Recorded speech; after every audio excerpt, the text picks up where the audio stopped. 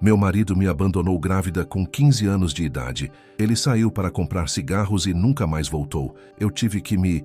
Antes de começar a história, comente aqui embaixo de qual cidade você está assistindo esse vídeo. Não se esqueça de se inscrever no canal e deixar o like. Boa história a todos. Sentada em minha cadeira de balanço, observo as fotos antigas que decoram as paredes do meu ateliê em Ipatinga.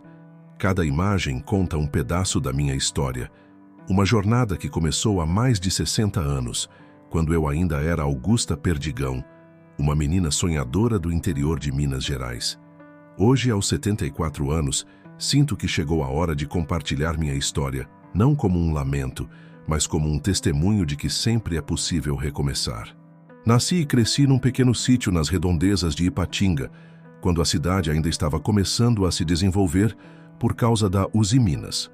Meu pai, Geraldo Perdigão, era um homem rígido e tradicional, daqueles que acreditava que mulher só precisava saber cozinhar e cuidar da casa.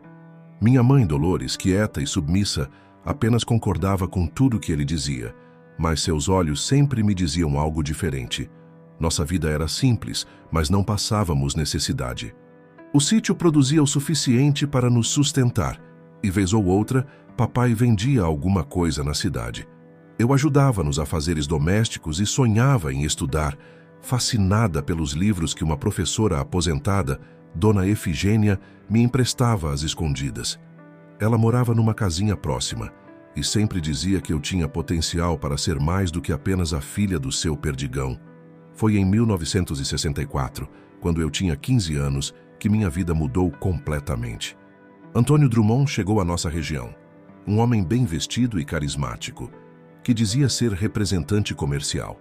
Ele apareceu primeiro no armazém do seu Toninho, único estabelecimento das redondezas que vendia de tudo um pouco, desde arroz até remédios para dor de cabeça.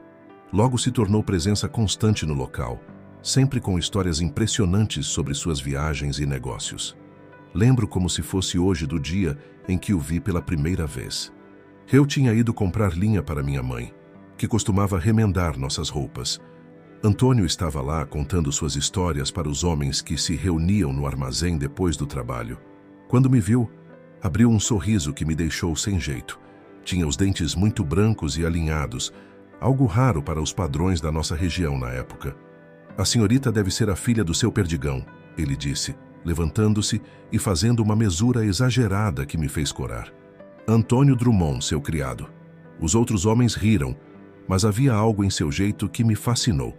Ele parecia tão diferente dos rapazes da região, tão sofisticado com seu terno bem passado e sapatos brilhantes. Nas semanas seguintes, Antônio começou a aparecer com mais frequência em nossa propriedade, sempre com alguma desculpa para falar com meu pai. Trazia amostras de sementes, falava sobre novos fertilizantes, prometia conseguir melhores preços para nossa produção. Papai ficava encantado com suas promessas de prosperidade, e eu, ingênua, me encantava com seus olhares furtivos e sorrisos discretos. Numa tarde de domingo, após o almoço, Antônio pediu para conversar a sós com meu pai. Ficaram horas fechados na sala, e quando saíram, papai tinha um sorriso satisfeito no rosto. Foi então que minha vida mudou para sempre. "Augusta", disse meu pai, "o senhor Drummond pediu sua mão em casamento, e eu consenti." Meu coração disparou. Uma mistura de medo e excitação tomou conta de mim. Casamento? Eu mal o conhecia, mas naquela época, na nossa região, era comum que os pais decidissem o destino das filhas. E Antônio parecia ser um bom partido. Tinha posição, viajava a trabalho, prometia uma vida confortável na cidade. Mamãe, ao saber da notícia, me chamou para conversar no quintal, enquanto colhia mandioca. "Minha filha", ela disse em voz baixa, "tem certeza que é isso que você quer?" Sua preocupação era genuína. Mas o que poderia eu dizer? A decisão já estava tomada, e desobedecer ao meu pai não era uma opção que eu sequer considerava possível.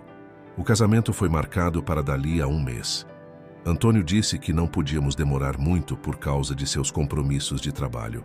Durante esse período, ele aparecia quase todos os dias, sempre trazendo pequenos presentes. Um lenço de seda, um perfume, até mesmo um par de sapatos novos, meus primeiros sapatos de salto. As mulheres da região me ajudaram com o enxoval, embora houvesse pouco tempo para preparar tudo como mandava a tradição. Dona Efigênia, minha amiga professora, foi a única que demonstrou preocupação aberta. Augusta, menina, casamento não é brincadeira. Você mal conhece esse homem, mas eu estava envolvida demais com a ideia de uma nova vida, longe daquela rotina do sítio, para dar ouvidos aos seus conselhos. No dia do casamento, a pequena capela de São Sebastião, padroeiro do nosso bairro, estava cheia. Não porque tivéssemos muitos parentes, mas porque casamento era evento raro e todos queriam ver a filha do seu perdigão se casando com o forasteiro bem-sucedido. Uai, até gente da cidade veio prestigiar. Eu usava um vestido simples, mas bonito, feito por minha mãe e algumas vizinhas. Antônio estava elegante como sempre, embora tenha chegado um pouco atrasado, culpando o trânsito na rodovia. O padre, que me conhecia desde pequena, parecia hesitante durante a cerimônia, como se quisesse dizer algo, mas se contivesse. A vida de casada começou de forma promissora. Antônio alugou uma casa pequena, mas confortável no bairro Horto, próximo a Uzi Minas. Era a primeira vez que eu morava numa casa com piso de cerâmica e água encanada. Tudo parecia um sonho. Os móveis novos que ele comprou à prestação, o rádio na sala, até mesmo uma geladeira. Luxo que poucas casas tinham na época. Nas primeiras semanas, Antônio se mostrou um marido atencioso. Saía cedo para trabalhar e voltava no fim da tarde, sempre trazendo algo especial. Um doce da padaria, uma revista de moda, às vezes até um corte de tecido para eu fazer uma roupa nova. Eu me esforçava para ser uma boa esposa, mantendo a casa impecável e preparando suas refeições preferidas. Foi nessa época que descobri que estava grávida. A notícia encheu meu coração de alegria e Antônio pareceu genuinamente feliz também. Começamos a fazer planos para o bebê e ele prometeu que logo mudaríamos para uma casa maior. Você vai ver, Augusta, dizia ele. Nosso filho vai ter tudo do bom e do melhor. Porém, conforme os meses passavam, comecei a notar mudanças sutis em seu comportamento. As viagens de trabalho, que antes duravam apenas alguns dias, começaram a se estender por semanas. Quando estava em casa, passava muito tempo ao telefone, falando baixo e desligando rapidamente se eu me aproximava. O dinheiro para as despesas da casa começou a ficar mais curto e suas explicações mais vagas. Uma tarde, quando eu estava no 5º mês de gravidez, Antônio chegou em casa ansioso, dizendo que precisava viajar urgentemente para São Paulo. É uma oportunidade única de negócio, explicou, enquanto jogava algumas roupas numa mala. Quando voltar, vamos estar ricos, você vai ver. Deixou apenas o dinheiro do aluguel do mês e prometeu mandar mais assim que chegasse. Os dias se transformaram em semanas e as semanas em meses. Nenhuma notícia. O telefone que ele havia instalado foi cortado por falta de pagamento. O dinheiro do aluguel acabou e o proprietário começou a fazer pressão para que eu desocupasse o imóvel. As prestações dos móveis estavam atrasadas e os cobradores batiam à porta com frequência cada vez maior. Envergonhada e sem alternativas, procurei ajuda na igreja. O padre João, o mesmo que havia celebrado meu casamento, me ouviu com atenção e tristeza. Minha filha, ele disse, não é a primeira vez que ouço uma história assim sobre o Antônio Drummond. Ele já fez isso em outras cidades. Meu mundo desabou naquele momento. Como pude ser tão ingênua? Com a ajuda do padre e de algumas senhoras da igreja, consegui enviar um recado para meus pais. Papai veio me buscar num domingo de manhã com a carroça. Seu rosto estava marcado não só pela idade, mas pela decepção. Não disse uma palavra durante toda a viagem de volta ao sítio. Mamãe me recebeu com lágrimas nos olhos e um abraço apertado. A volta para a casa dos meus pais foi mais difícil do que eu imaginava. O quarto que havia sido meu durante toda a infância agora parecia pequeno e sufocante. As fofocas corriam soltas pela região. Viram só? Aquele moço da cidade abandonou a Augusta, diziam. Bem que o seu perdigão devia ter desconfiado. Mas o pior não eram as fofocas, era o olhar de decepção do meu pai.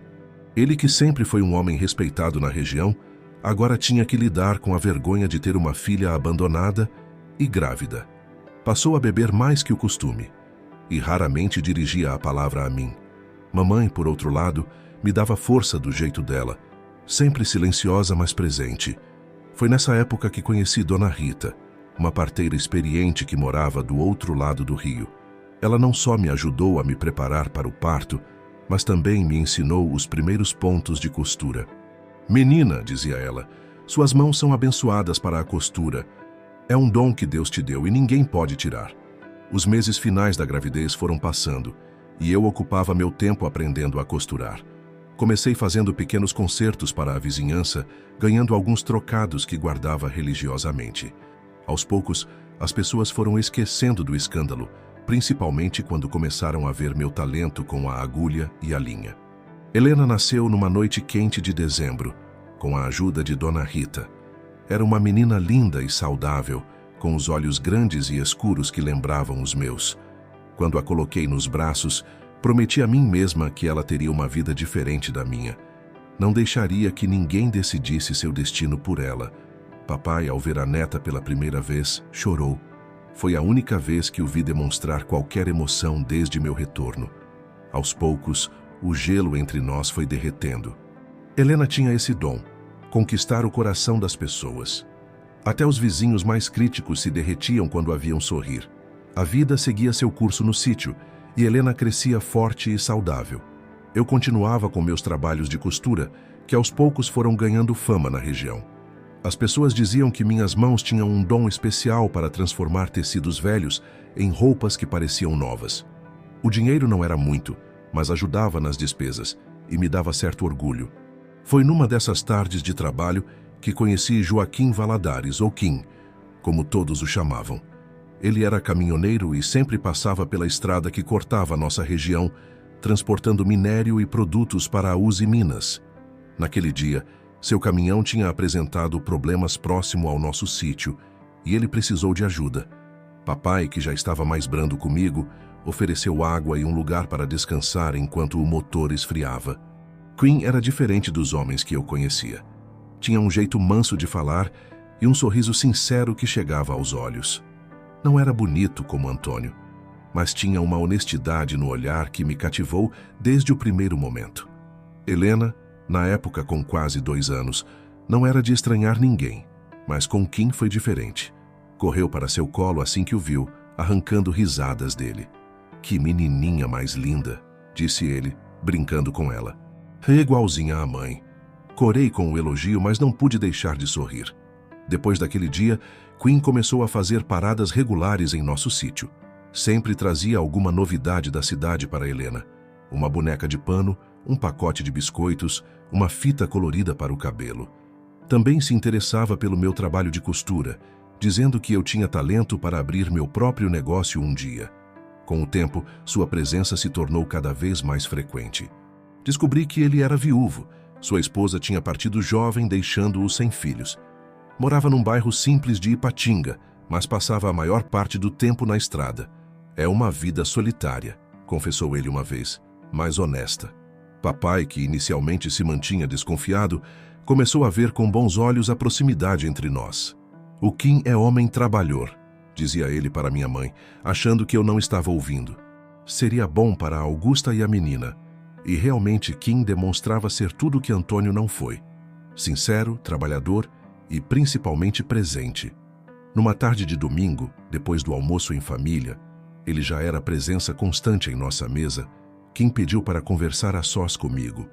Levou-me para caminhar pelo pomar onde as laranjeiras estavam carregadas. "Augusta", disse ele, nervoso como nunca o tinha visto, "sei que você já sofreu muito, mas quero te fazer feliz. Quer se casar comigo?" O pedido, embora esperado, me pegou de surpresa. Olhei para Helena, que brincava ali perto, e depois para Kim. Ele não tinha a lábia nem as promessas grandiosas de Antônio, mas oferecia algo muito mais valioso, um amor sincero e a chance de construir uma família de verdade. "Aceito", respondi com lágrimas nos olhos. Kim me abraçou forte e Helena correu para se juntar a nós, como se entendesse que aquele momento mudaria nossas vidas para sempre. Ali mesmo, embaixo das laranjeiras, fizemos planos para nosso futuro juntos. O casamento foi simples, mas desta vez verdadeiramente feliz. Realizamos a cerimônia na mesma capela de São Sebastião, mas agora o padre João sorria genuinamente. A comunidade inteira participou da festa, que aconteceu no terreiro de casa, com música de sanfona e muita comida típica. Nos mudamos para uma casa de madeira no bairro Betânia, em Ipatinga. Era uma construção simples, mas acolhedora, com um quintal grande onde Helena podia brincar à vontade. Kim havia economizado durante anos e conseguiu comprar a casa à vista. "É nosso cantinho", dizia ele com orgulho. Adaptei um dos cômodos para continuar com meu trabalho de costura e logo consegui uma clientela fiel no bairro. Quinn me apoiava em tudo, sempre dizendo que eu tinha talento para crescer ainda mais. Helena o chamava de pai, e ele a tratava como se fosse sua própria filha, enchendo-a de carinho e atenção. Um ano depois de casados, descobri que estava grávida novamente. A notícia encheu nossa casa de alegria. Helena, já com quase 4 anos, não cabia em si de felicidade com a ideia de ter um irmãozinho ou irmãzinha. Quinn então decidiu trocar as viagens longas por rotas mais curtas, para poder estar mais presente durante a gravidez. Paulo nasceu numa manhã de primavera, forte e saudável como a irmã. Era a cara do pai com o mesmo jeito calmo e sorriso fácil. Nossa família parecia completa, e eu finalmente sentia que tinha encontrado a felicidade que tanto busquei. Kim era um pai dedicado para ambos os filhos, sem fazer qualquer distinção entre Helena e Paulo. Os primeiros anos de nossa vida em família foram como um sonho realizado. Kim conseguia manter as contas em dia com seu trabalho de caminhoneiro, e minha costura ajudava nas despesas extras. Helena começou a frequentar a escola do bairro, onde se destacava como uma das melhores alunas.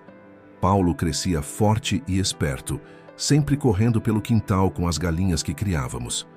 Mas foi por volta do 5º ano de casamento que comecei a notar mudanças sutis no comportamento de Quinn. Tudo começou com uns goles de pinga depois do trabalho, algo que ele dizia ser comum entre os caminhoneiros para relaxar depois da estrada. No início, não me preocupei muito, afinal, era só uma dose ou outra. Aos poucos, porém, a situação foi se agravando. As doses para relaxar se transformaram em garrafas escondidas pelo quintal. Quinn começou a chegar cada vez mais tarde em casa, com um cheiro forte de bebida que nem o banho conseguia disfarçar. Quando eu tentava conversar sobre isso, ele se irritava dizendo que eu estava exagerando. O dinheiro, que antes era suficiente para nossas necessidades, começou a minguar. Descobri que parte do pagamento das viagens ia direto para os bares da estrada. As contas começaram a atrasar e tive que aumentar minha carga de trabalho na costura para compensar. Às vezes, ficava até de madrugada costurando, enquanto esperava ele chegar. Helena, já com 12 anos, percebia tudo com uma maturidade que me partia o coração. Muitas vezes a encontrei consolando Paulo, de 8 anos, quando o pai chegava alterado e começava a gritar sem motivo. As crianças foram se acostumando a ficar quietas quando ele estava em casa, para não provocar sua irritação. Numa noite particularmente difícil, Quinn chegou transtornado, derrubando móveis e quebrando pratos. Foi a primeira vez que ele levantou a mão para mim, embora não tenha chegado a me acertar. Helena, corajosa como sempre, se colocou entre nós, gritando para ele parar. Aquela cena me fez perceber que precisávamos de ajuda urgente. Tentei de tudo. Conversei com a família dele, procurei ajuda na igreja, até mesmo consegui convencê-lo a ir em algumas reuniões de um grupo de apoio para alcoólicos, mas nada parecia funcionar por muito tempo. Ele até chegava a ficar alguns dias sem beber, prometendo mudança, mas logo voltava aos velhos hábitos. O pior era ver como o alcoolismo estava destruindo não só nosso casamento, mas também o homem bom e gentil que Kim havia sido. Nos momentos de sobriedade ele chorava, pedindo perdão, jurando que ia mudar. Nesses momentos, eu podia ver lampejos do homem por quem me apaixonei, mas eles duravam cada vez menos. As crianças começaram a ter problemas na escola. Helena, sempre tão estudiosa, estava perdendo o interesse pelas aulas. Paulo desenvolveu um temperamento difícil, brigando com os colegas por qualquer motivo. A professora me chamou várias vezes para conversar, preocupada com as mudanças no comportamento deles. Foi numa dessas conversas com a professora que conheci Dona Conceição Andrade, mãe de uma colega de Helena, Ela percebeu minha angústia e, depois de muita insistência, conseguiu fazer com que eu desabafasse. Contei tudo. O casamento fracassado com Antônio, a aparente redenção com Kim e agora o pesadelo que nossa vida havia se tornado. Dona Conceição me ouviu com atenção e depois me fez uma proposta que mudaria nossas vidas. Ela tinha alguns parentes em Curitiba e poderia nos ajudar a recomeçar lá. Às vezes, Augusta, disse ela, precisamos ter a coragem de dar um passo difícil para proteger nossos filhos. A ideia de deixar tudo para trás me assustava, mas a cada noite que Kim chegava bêbado, a cada briga que as crianças presenciavam, eu pensava mais e mais na proposta de Dona Conceição. Comecei a guardar escondido o dinheiro que ganhava com as costuras, preparando-me para o que eu sabia que precisaria fazer. Uma noite, depois de uma briga particularmente feia em que Kim quebrou minha máquina de costura, meu instrumento de trabalho e independência, tomei minha decisão. Esperei ele sair para mais uma viagem e, com a ajuda de Dona Conceição, arrumei nossas coisas. Não levamos muito, algumas roupas, documentos importantes e as poucas economias que tinha conseguido juntar. A viagem para Curitiba foi longa e silenciosa. Helena, sempre madura para sua idade, segurava a mão do irmão no ônibus, enquanto eu tentava conter minhas próprias lágrimas. Deixar Ipatinga significava abandonar não só Queen, mas também meus pais, que dessa vez nem pude me despedir, para evitar que Kim descobrisse nosso paradeiro. Chegamos numa manhã fria de junho, típica do inverno curitibano. O endereço que Dona Conceição havia me dado era de sua prima, Aparecida, dona de uma pequena confecção no bairro Portão. Quando nos viu, 3 figuras assustadas carregando algumas malas, seus olhos se encheram de compaixão. Você deve ser a Augusta, disse ela, nos abraçando como se fôssemos família. Conceição me contou sua história. Pode ficar tranquila.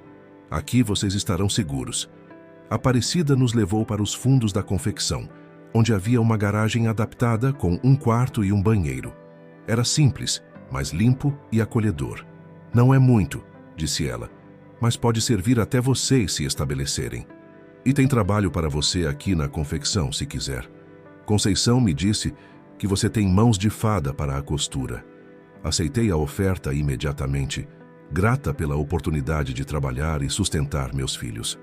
Os primeiros meses foram difíceis. As crianças precisaram se adaptar a uma nova escola, fazer novos amigos, acostumar com o frio que não conheciam. Helena, com sua personalidade forte, logo se enturmou, mas Paulo sofria com pesadelos e saudades do pai. Nas primeiras semanas ele chorava todas as noites, me perguntando quando voltaríamos para casa. O trabalho na confecção era puxado, mas gratificante. Aparecida percebeu meu talento e começou a me confiar peças mais elaboradas, como vestidos de festa e ternos sob medida. Com o tempo, conquistei minha própria clientela, pessoas que só queriam que eu fizesse seus ajustes e consertos. Foi através de uma dessas clientes que conheci o programa habitacional da Cohab. Dona Marilda, que trabalhava na prefeitura, me explicou que eu poderia me inscrever para conseguir uma casa própria. Você tem 2 filhos, trabalha, se encaixa nos requisitos, explicou ela. Vai demorar um pouco, mas vale a pena tentar. A inscrição foi feita e, para nossa surpresa, em menos de 1 ano fomos contemplados com uma casa no conjunto habitacional do Xaxim. Era pequena, mas nossa. Quando recebi as chaves, não consegui conter as lágrimas. Helena e Paulo pulavam de alegria. Finalmente teriam um quarto só deles. A casa precisava de alguns reparos, mas os vizinhos do conjunto eram solidários. Um ajudava com a pintura, outro consertava uma torneira. Todos se uniam para auxiliar os novos moradores. Foi ali que comecei a sentir que estávamos realmente construindo um novo lar. Com a ajuda de Aparecida, consegui comprar uma máquina de costura nova, muito melhor que a antiga, que Kim havia quebrado. Adaptei um dos cômodos da casa para ser meu ateliê, colocando uma placa simples na frente. Costuras e reformas. Augusta. O trabalho começou a aparecer e logo tinha uma clientela fiel no bairro. Helena, agora com 13 anos, se destacava cada vez mais na escola.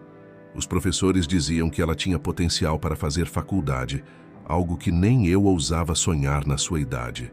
Paulo, aos 9 anos, ainda tinha momentos de tristeza, mas estava se adaptando melhor, principalmente depois que começou a jogar futebol com os meninos da rua. Numa tarde de sábado, enquanto costurava um vestido de formatura, ouvi uma movimentação diferente na rua. Era uma antiga cliente procurando notícias de Kim. Ele estava percorrendo as cidades do Paraná em seu caminhão, me procurando. Meu coração gelou, mas mantive a calma. Tínhamos construído uma nova vida e eu não permitiria que o medo nos dominasse novamente. Naquela noite, reuni as crianças para uma conversa franca. Expliquei que se o pai aparecesse, eles não precisavam ter medo. Ele é pai de vocês, disse, mas nossa vida agora é aqui. Ninguém vai nos tirar dessa casa ou destruir o que conquistamos. Helena me abraçou forte e Paulo, embora quieto, assentiu com a cabeça.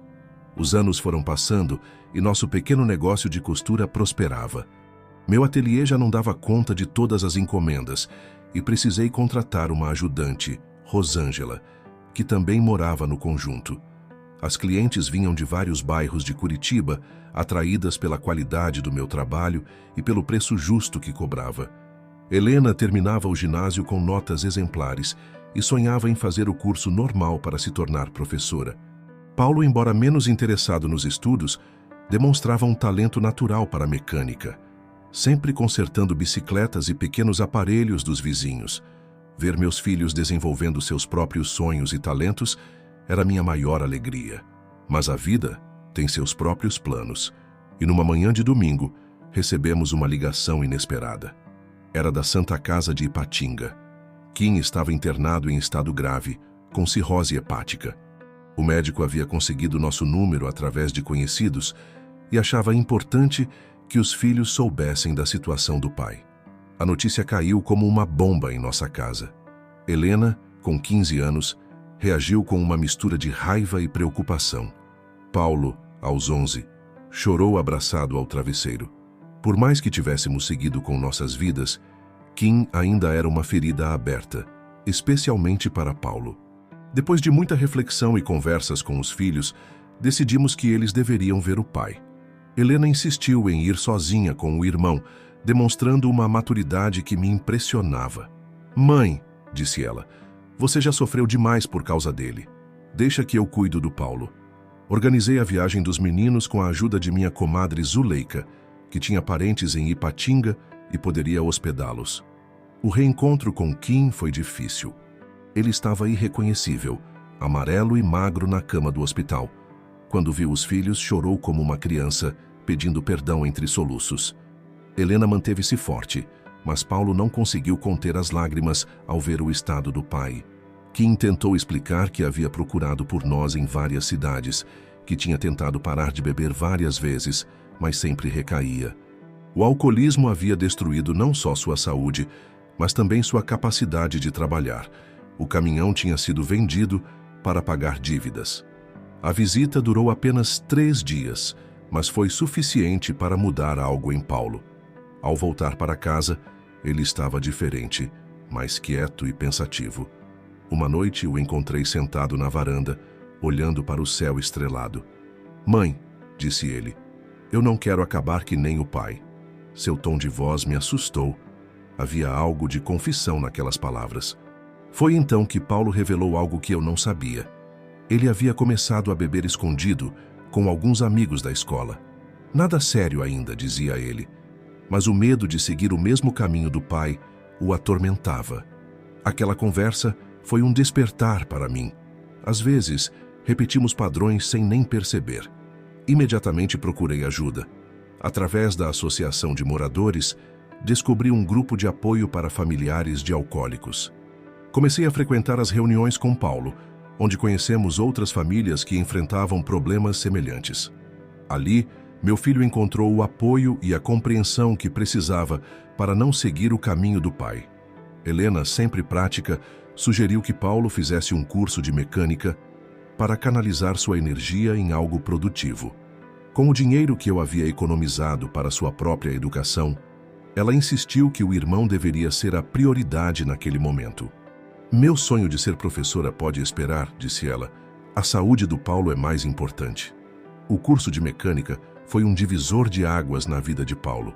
Ele se descobriu verdadeiramente apaixonado pela profissão, destacando-se entre os alunos.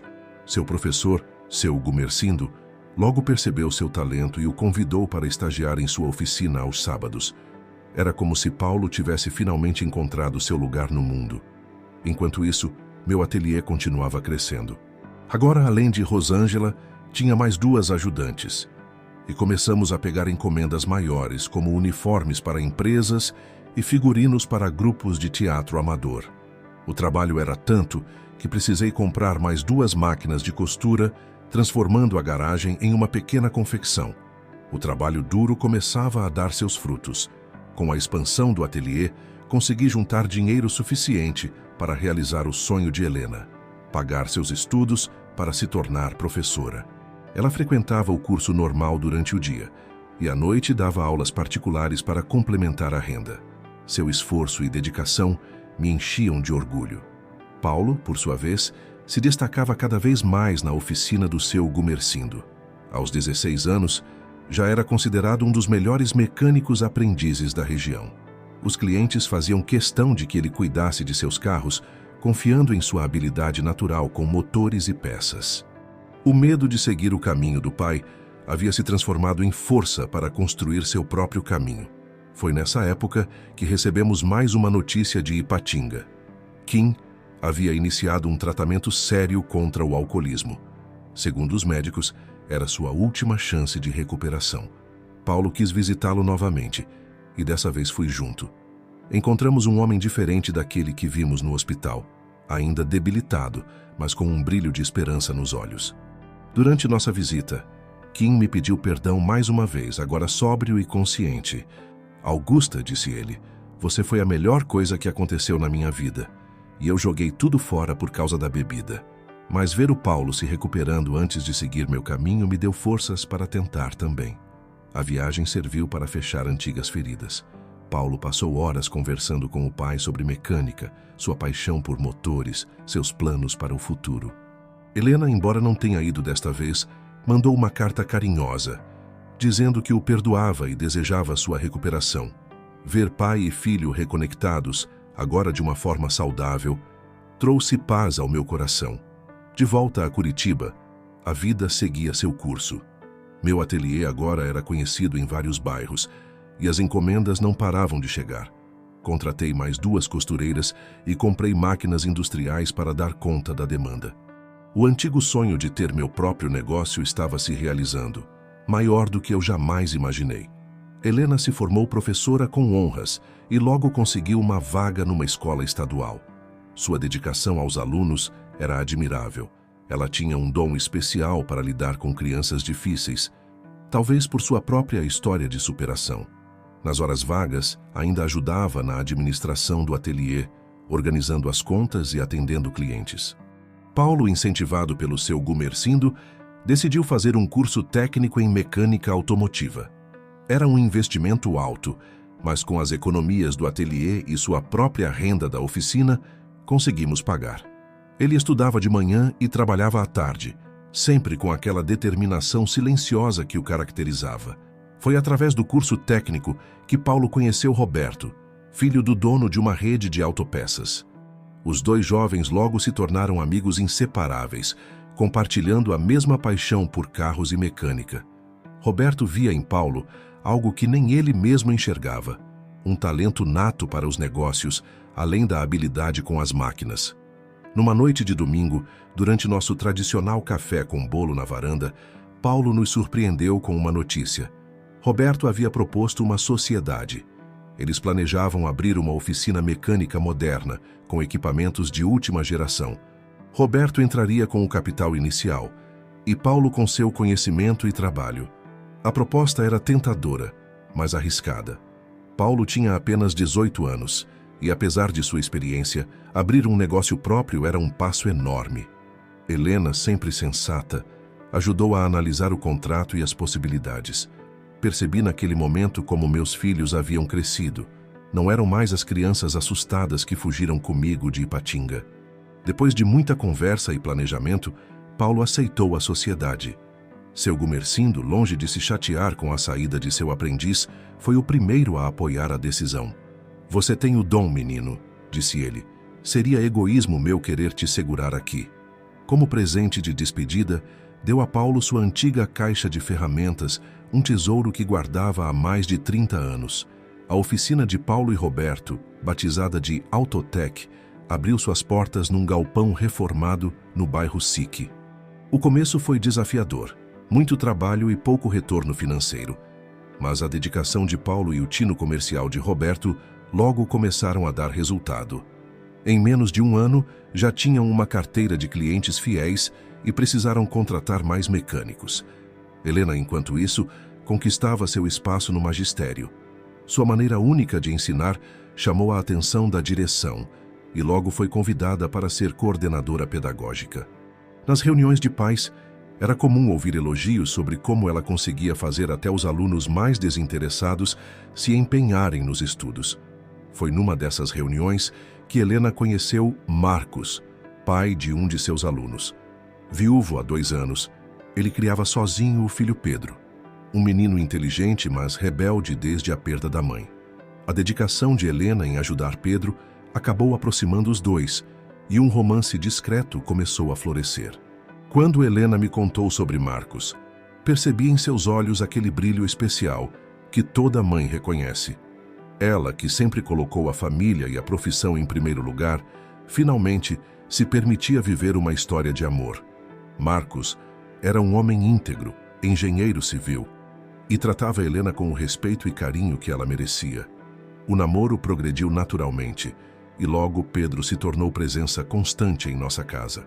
O menino, que antes era conhecido por dar trabalho na escola, começou a mudar seu comportamento. Talvez fosse a influência positiva de Helena, ou talvez a percepção de que sua família estava se reconstruindo de uma forma diferente. O casamento de Helena e Marcos foi uma celebração de amor e recomeço. A cerimônia realizada no salão da igreja do bairro reuniu nossas famílias e amigos mais próximos. Paulo, elegante em seu terno novo, conduziu a irmã até o altar. Pedro, agora com 12 anos, carregava as alianças com um sorriso orgulhoso no rosto. Para minha surpresa, Kim veio à cerimônia, completando 2 anos de sobriedade.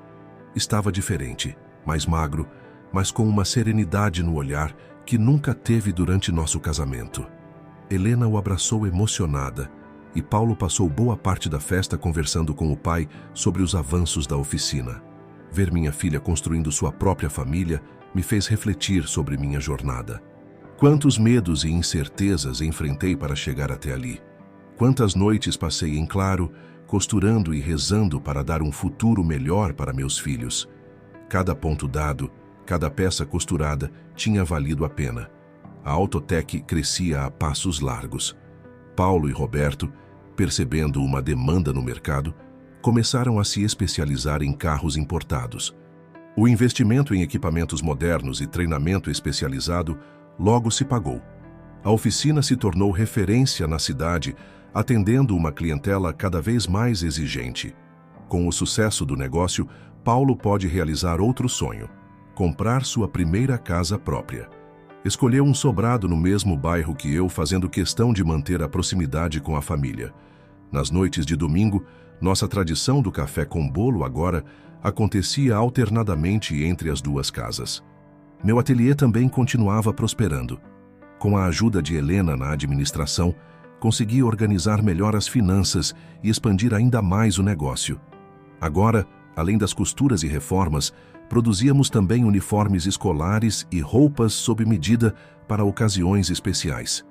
Numa tarde de sábado, enquanto organizava antigas fotografias, encontrei aquela primeira máquina de costura quebrada que Kim havia destruído anos atrás. Guardei aquela peça não como lembrança de dor, mas como símbolo de superação. Cada obstáculo em nossa vida tinha servido como degrau para chegarmos onde estávamos. A vida tinha seus próprios planos, diferentes dos que imaginei quando era uma jovem sonhadora no sítio de meus pais. O caminho não foi fácil, mas cada desafio enfrentado ajudou a moldar quem nos tornamos. Helena, A menina que cresceu sem pai agora era uma mulher forte, educadora dedicada e mãe de coração para Pedro. Paulo, que quase seguiu o caminho autodestrutivo do pai, transformou seu medo em força para construir um futuro brilhante. O tempo foi passando e nossa família continuava crescendo de maneiras inesperadas. Helena e Marcos decidiram adotar uma menina, a pequena Clara, que chegou para completar ainda mais a família. Pedro, agora um adolescente responsável, se tornou um irmão mais velho dedicado, sempre protegendo e cuidando da irmãzinha. Paulo, por sua vez, expandia cada vez mais seus horizontes nos negócios. A Autotech já não era apenas uma oficina, tinha se transformado em uma rede com 3 unidades em Curitiba. Roberto e ele formavam uma parceria perfeita. Enquanto meu filho cuidava da parte técnica e da qualidade do serviço, seu sócio se ocupava da expansão e das estratégias comerciais. Foi numa das inaugurações das novas unidades da Autotech que Paulo conheceu Beatriz, uma consultora financeira que prestava serviços para o banco que financiou a expansão.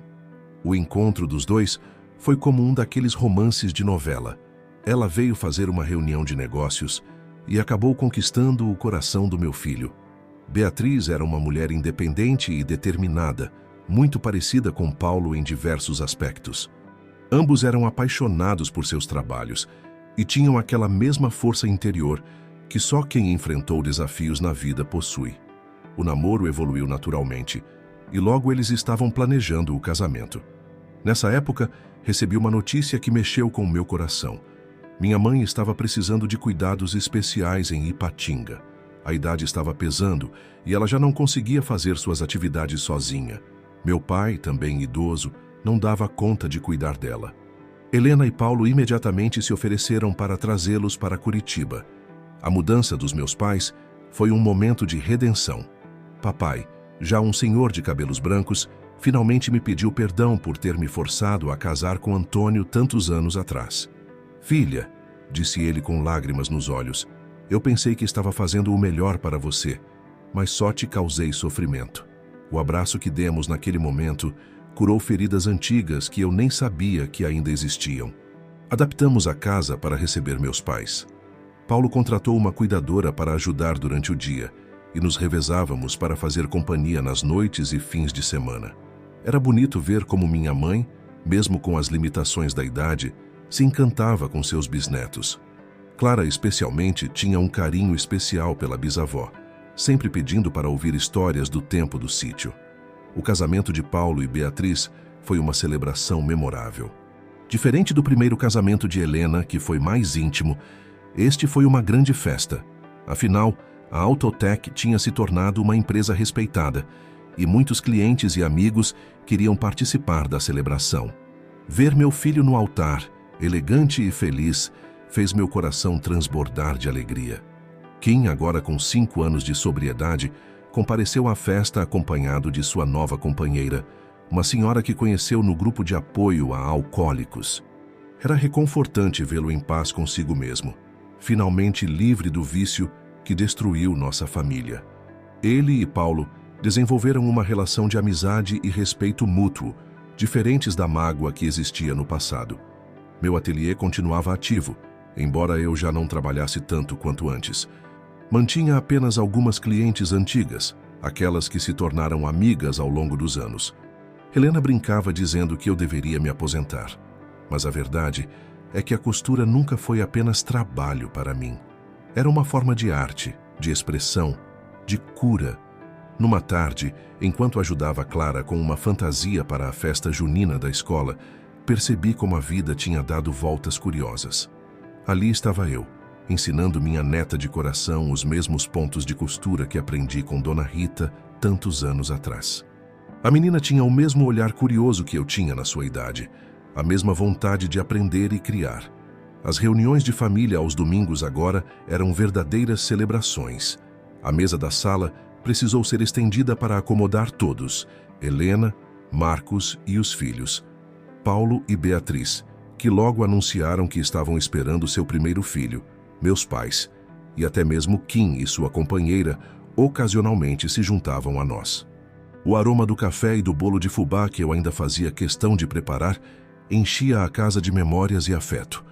O nascimento do primeiro filho de Paulo e Beatriz trouxe uma nova onda de alegria para a nossa família. O pequeno Miguel chegou numa manhã de primavera, enchendo nossa casa de mais amor e esperança. Ver meu filho se tornar pai foi uma das experiências mais emocionantes da minha vida. Principalmente porque Paulo se revelou um pai presente e carinhoso, quebrando definitivamente o ciclo de dor que marcou sua própria infância. Helena, agora diretora da escola onde começou como professora, continuava transformando a vida de seus alunos. Sua dedicação à educação inspirou Pedro a seguir o mesmo caminho. Ele decidiu cursar licenciatura em História, determinado a fazer a diferença na vida de outros jovens, assim como a madrasta havia feito na dele. Clara, seguindo os passos do irmão mais velho, já demonstrava interesse em ser professora também. Meu ateliê, que começou como uma forma de sobrevivência numa garagem adaptada, tinha se transformado num espaço de memórias e realizações. As paredes eram decoradas com fotografias de noivas que vestiram minhas criações, de formaturas, onde meus vestidos brilharam, de clientes que se tornaram amigas ao longo dos anos. Cada peça de roupa que costurei carregava um pedaço da minha história. Foi nessa época que recebi um convite especial da Associação Comercial de Curitiba. Queriam que eu compartilhasse minha história de empreendedorismo em um evento para mulheres que estavam começando seus próprios negócios. A princípio fiquei receosa. Nunca tinha falado em público antes. Mas Helena e Paulo me incentivaram, dizendo que minha experiência poderia inspirar outras pessoas. O evento foi uma revelação. Ao contar minha trajetória, desde a menina do interior que sonhava em estudar até a empresária que construiu um negócio próprio, percebi quantas outras mulheres se identificavam com minha história.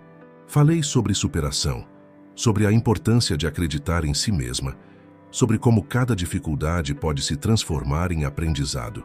Depois desse dia, passei a ser convidada para outros eventos semelhantes. Aos poucos, fui percebendo que minha missão ia além da costura.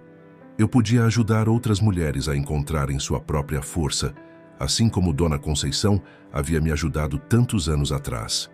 Comecei a oferecer cursos gratuitos de costura para mulheres em situação de vulnerabilidade, transformando meu ateliê num espaço de aprendizado e acolhimento. Paulo, vendo meu envolvimento com esses projetos sociais, sugeriu criarmos uma fundação. A ideia era oferecer cursos profissionalizantes para mulheres, não apenas de costura, mas também de outras habilidades que pudessem gerar renda. Helena se empolgou com o projeto, oferecendo-se para coordenar a parte educacional. Assim nasceu o Instituto Novos Caminhos, um sonho que uniu nossa família em torno de um propósito maior. O Instituto começou pequeno, numa sala anexa ao ateliê, mas logo cresceu. Com o apoio financeiro da Autotech e de outros empresários sensibilizados com a causa, conseguimos um espaço maior e expandimos os cursos oferecidos. Ver outras mulheres reconstruindo suas vidas, assim como eu tinha feito, era uma alegria que não cabia no peito. Em uma das formaturas do Instituto, recebi uma surpresa emocionante. As alunas tinham organizado uma exposição com fotos e histórias de suas vidas, e no centro havia uma colcha de retalhos gigante. Cada pedaço de tecido contava uma história de superação, e todas juntas formavam um mosaico colorido e vibrante, assim como nossas vidas. Foi olhando para aquela colcha que percebi como minha própria história era feita de retalhos, alguns escuros, representando os momentos difíceis, outros coloridos e alegres, mostrando as conquistas e alegrias. Cada peça, cada momento, tinha sido fundamental para formar o desenho final.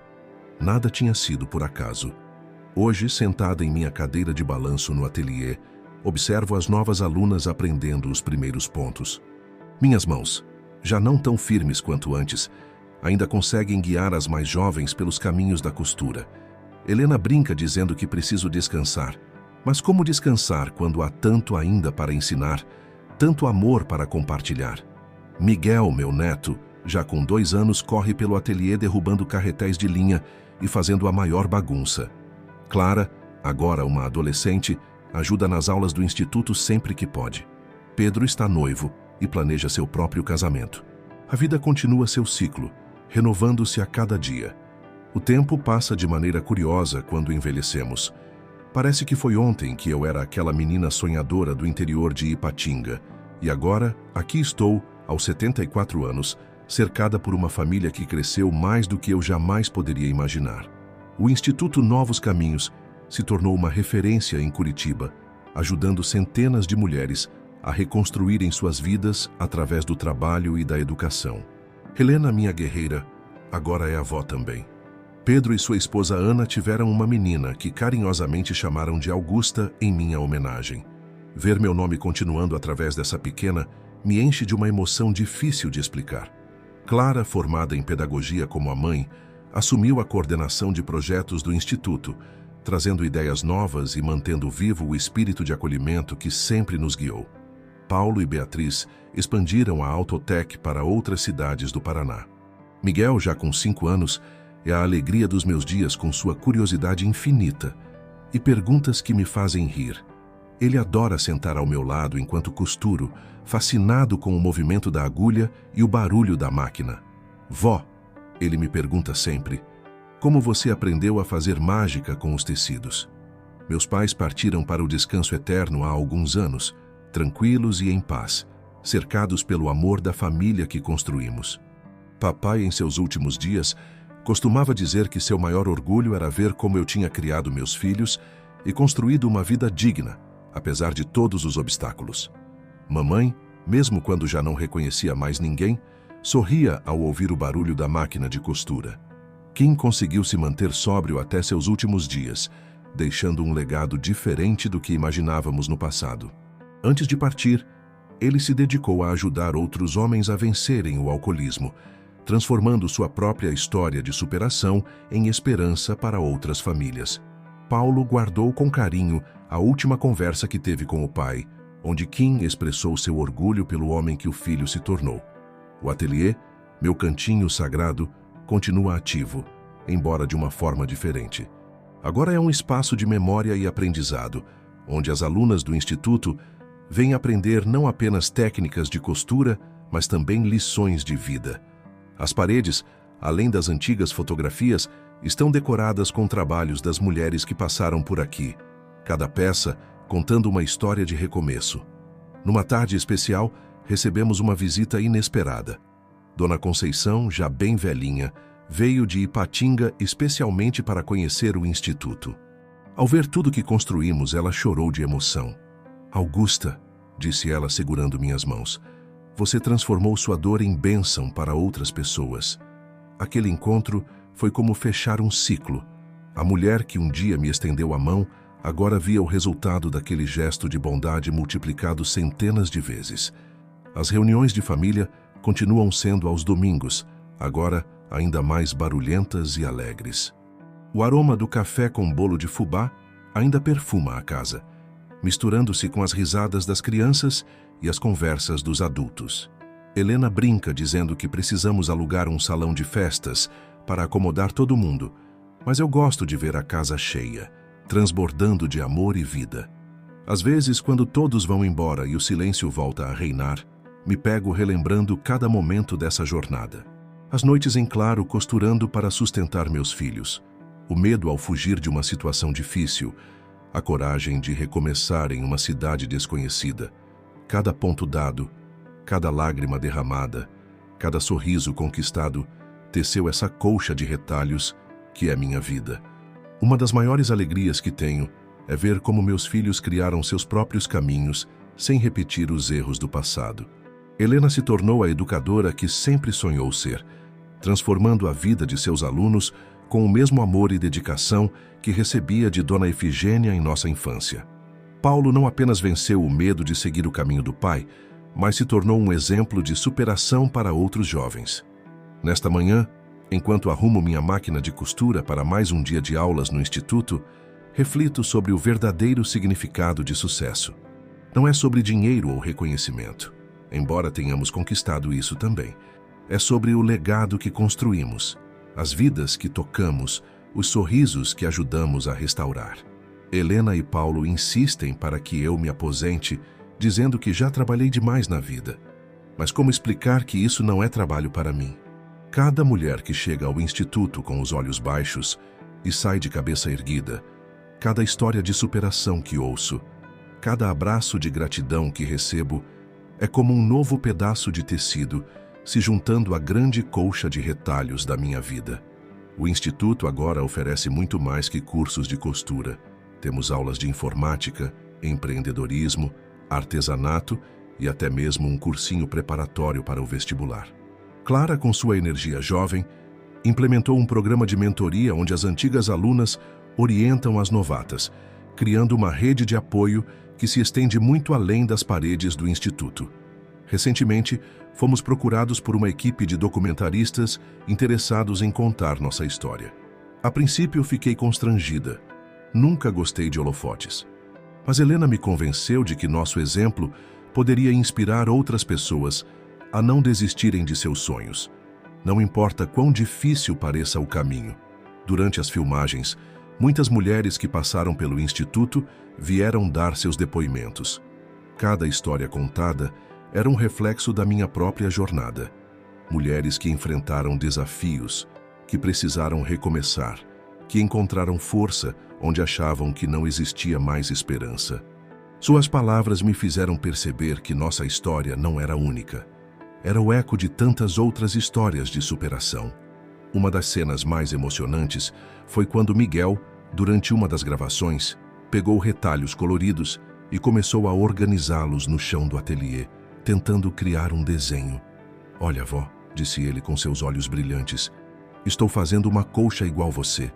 Naquele momento, percebi que nosso legado continuaria através das gerações futuras. Paulo e Helena organizaram uma sessão especial para assistirmos ao documentário em família. Ver nossa história contada através dos olhos de outras pessoas foi uma experiência surreal. As imagens antigas de Ipatinga, as fotografias do início do ateliê, os depoimentos emocionados, tudo parecia um sonho distante e ao mesmo tempo tão vivo em minha memória. Depois da exibição, Clara anunciou que estava grávida. A notícia encheu meu coração de alegria. Mais um bebê para embalar, mais uma vida para amar, mais um capítulo em nossa história. Helena brincou, dizendo que eu precisaria fazer um enxoval especial. E claro que já comecei a separar os tecidos mais bonitos para criar peças únicas para meu futuro bisneto ou bisneta. Ontem, enquanto organizava antigas fotografias com o Miguel, ele me fez uma pergunta que tocou fundo em meu coração. "Vó, você é feliz?" Olhei para aquele rostinho curioso e respondi com toda a sinceridade: "Sim, meu amor, muito feliz. Não porque a vida foi fácil, mas porque cada desafio que enfrentei me trouxe até aqui, até vocês." E é verdade. A felicidade que sinto não é aquela dos contos de fada, perfeita e sem manchas. É uma felicidade real, construída com trabalho duro, persistência e muito amor. É ver meus filhos realizados, meus netos crescendo fortes e seguros, o Instituto ajudando outras famílias a se reconstruírem. É saber que cada ponto que dei na vida, seja nos tecidos ou nas relações, ajudou a construir algo maior que eu mesma. Agora, aos 74 anos, sentada em minha cadeira de balanço no ateliê, observo o vai e vem das alunas, ouço suas histórias, compartilho suas conquistas. Minhas mãos podem não ser tão firmes quanto antes, mas meu coração continua forte, pulsando com o mesmo amor pela vida e pelas pessoas que sempre me moveu. A máquina de costura que Kim quebrou tantos anos atrás ainda está guardada num canto do ateliê. Não como lembrança de dor, mas como símbolo de transformação. Assim como aquela máquina quebrada me forçou a encontrar novos caminhos, cada obstáculo em minha vida se transformou em oportunidade de crescimento e superação. Esta é minha história, tecida com fios de coragem, esperança e amor. Uma história que começou com uma menina sonhadora em Ipatinga e continua através das vidas que tocamos no Instituto, das famílias que formamos, do amor que multiplicamos. Porque no fim, é isso que importa. O amor que compartilhamos e o bem que fazemos ao longo do caminho.